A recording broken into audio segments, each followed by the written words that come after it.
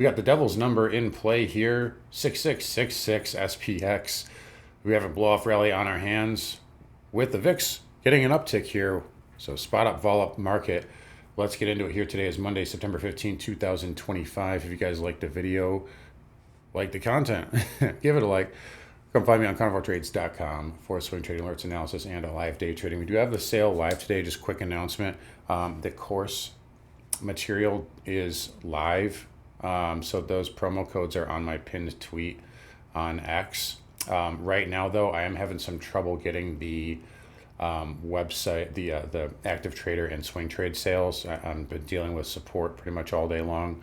But those are promo codes right there for the courses. Hopefully I'll have these ready by tomorrow.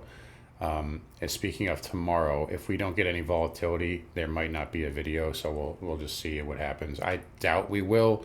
And today, getting into it right here, this is about par for the course, is kind of what we expected would probably happen. I mean, I doubt that there would be any sort of meaningful move volatility wise into going into Wednesday or before Wednesday.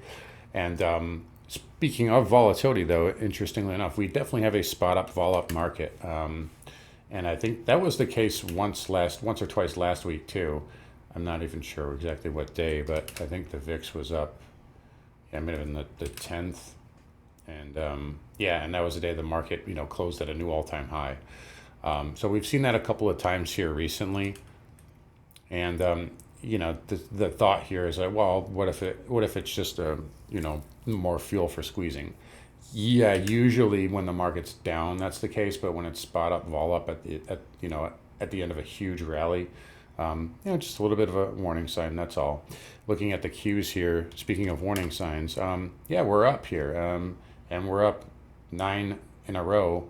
Going into the FOMC. So market's definitely priced for perfection here. And if we're looking for some sort of mean reversion afterward, you definitely have a setup there. Now, we can always get a push higher here. Looking at S&P, there's the devil's number up there. It's not that far away, right? 6666. That's a number that a lot of people have been talking about here over quite a while. Maybe the market does want to go hit that. And just to be clear, just so everybody's aware, I know I appreciate the concern from everybody, but I'll be just fine with my positions here. So, and it's not really any different than looking at, I got so much heat over the IWM. I hate to keep going back to this, but it's a good example here. You got to have patience in this business, otherwise you're not going to make it. I remember right here, I was talking about talking up the Russell here and talking up Apple, right in this area here. And we went nowhere for a month, and I got clowned for that. And then we had 4 days of downside. The Russell had 5 days of downside, which is about like 2% or something like that, 3%. And then it went up to basically all-time highs, and then Apple blew up to 240. I'm not going to just quit trading my career here and shut the channel down. Just because we're up a few days here past 6,500. So my thesis, and members know exactly what the thesis is, and I don't need to share that with anybody. But just so you know, it's no different than any other trade here going short. When you're at an all-time high, it looks a lot scarier because it looks like there's no end to losses, but that's what a stop loss is for. So you'd have to have that risk, those risk parameters set in place, and it's no different than any other trade. It's no different than if you went, like, let's say you went long. We'll just use S&P. We'll use 2023 for an example. It's no different than if you went long right here, for whatever reason, and then it kept going down. As long as it didn't take out, if your stop loss was 4,100, guess what? You made money on that trade, right? So, who the hell cares if it goes all the way up to your stop loss and then doesn't go any higher? As long as it doesn't do that, it doesn't matter. So, and I also find it funny how not for months and months and months do I have any real detractors in the comments, and all of a sudden they all show up right as we're, you know, up 9 days straight in front of the Fed. So we'll see how that plays out. You know, maybe it's a little bit of a signal there, but nonetheless, Q's up at 590, and I think I said 591 in the morning video there, and yeah, that was basically the highs of the day. So we might pump up. You know, they might try to, like I said, I think I was telling numbers a few minutes ago. They might try to sneak a little pump through there. And at the end of the day, it wouldn't shock me. It's not like the market can't. The trend is up, so it's got to be respected here. But yeah, I mean, going into the FOMC, I mean, don't you think this is a little sus? Like even just like 1%. Anyway, markets are holding up, and we'll leave it at that for now. Russell and the Dow were kind of the weaker ones today. Obviously, Tesla was the big mover, and that sucked a lot of money out of other sectors. You see XLV, KRE, XHB, XLP, all red today. So XLE weaker today. Broker dealers got hit pretty good today too. We had transports down a little bit. So that, you know, Tesla and Google really sucking the life out of the rest of the market here. Google, that looks like, that is what a ridiculous pump that is. We also had Oracle catching a bounce there off of the pullback the last 2 days, which this was just pure short seller greed here on Oracle. I can't believe they're that greedy, thinking that they can take the stock down that much. But anyway, again, markets hung in there okay. NVIDIA down on the day. That remains a laggard here. Yeah, IGV, speaking of Oracle, you know, holding up well. Right into the double chop. It's trying to base to get through that currently. Transports, yeah, down 0.25%. We had the semis up a little bit here, but still kind of not really, hasn't really followed through that range yet. But, you know, it was up nicely. And, you know, to be fair, red to green day too. Rates came down again. So I'll just look at ZT really quick, you know, holding up okay. This is trend is up here. You know, 25 basis point cut is baked into the cake. So again, I don't see what's really going to surprise the market here. And by the way, ES contract rollover too, and a lot of contracts have rolled. So my line, I'm not going to look at ES right away because my lines are all messed up. And I still have to fix all of them because there's two different contracts that are kind of competing right now. But anyway, ZB here up 0.33%. So again, TLT right now continuing to rally. It's continuing to hold up. I think you may see some mean reversion if this tries to pump a little bit on the Fed too. Maybe not right away, but I think kind of after that, it certainly can. And potentially with gold too. We'll talk about that in a minute. XHP down 70 basis points. Nothing horrible. IYR down as well, but that is a little inside pattern there. So that can, I mean, this is not a bad pattern here on IYR, to be honest. So that can still, you know, play catch up. XLF down 25 bips, still holding 54. And again, getting tight up there too. KRE, we talked about that, was down 1%. I wouldn't want to see this lose 64, right?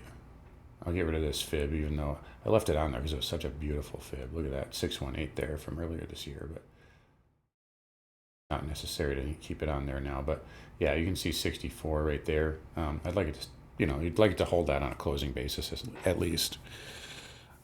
Broker dealers you mentioned, so a little bit of a dip there.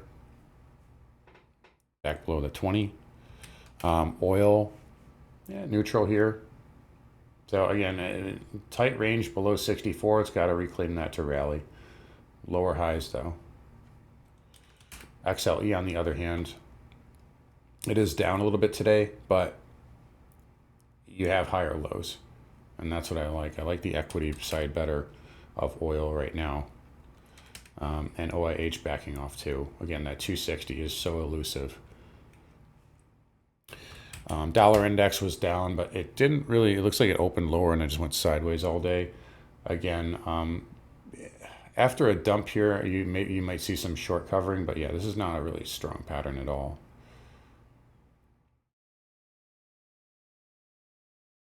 So you might see some short covering and profit taking on that front.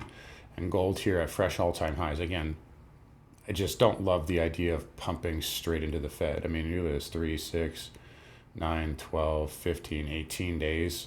Like, I mean, you had 3 red days, and I mean, there were like, you know, fractional red days, basically. Like there are token red days. I don't love it when things just go parabolic into the Fed, the NASDAQ, like, right? So again, not saying it can't go higher here, but percentage wise, I think these things tend to, you know, just in my experience, they tend to favor mean reversion. Anyway, silver, same thing, up 31 cents. It's up. Its trend is up above 43. It's much healthier than it was the previous time. I've said this 1,000 times. But yeah, I just don't love the idea of pumping into a known volatility event. I'd much prefer us to be down. Platinum up 0.5% here. Palladium down 2. And then copper finally getting outside of this range. Though it took it a long time, but it finally was able to do that. Just look at like 480, 485 area on that for next up. Coins today a little bit soft.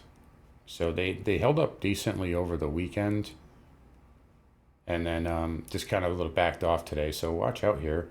I don't want to see it lose that breakup bar on ETH. So that's 44.50. So I was looking for a failed breakdown earlier this morning, and it just couldn't follow through. But to be fair, sellers haven't followed through at all either. And then Bitcoin here, that did firm up a little bit. You did actually get a good failed breakdown right there, right at this low. Took it a while, but it worked. But anyway, nonetheless, they're holding up okay. And yeah, 116.5 still needs to get through that. I think it's going to need to chew through some of that supply though. That's a huge, like massive level. Though it's trying to do that now. But if this rolls over, you could be starting to look at a lower high on Bitcoin. So that would be, you know, problematic obviously for bulls. You'd want to see it catch a higher low here.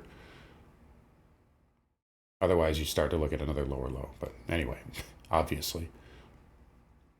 But overall, holding up okay.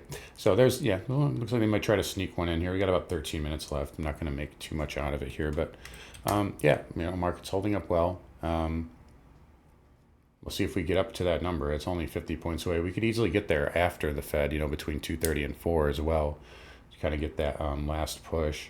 From what I hear, hedge funds are covering shorts pretty quickly. So it's usually a sign that you're getting close to some short capitulation as well. But anyways, guys, I'll wrap it up here again. You guys take care. I'll make a community post as soon as we get those. As soon as I get that fixed. I've been dealing with support all day long. So yeah, apologies on that. But the courses are available now with discount. So anyways, you guys take care. Have a good one. And I'll see you guys all tomorrow.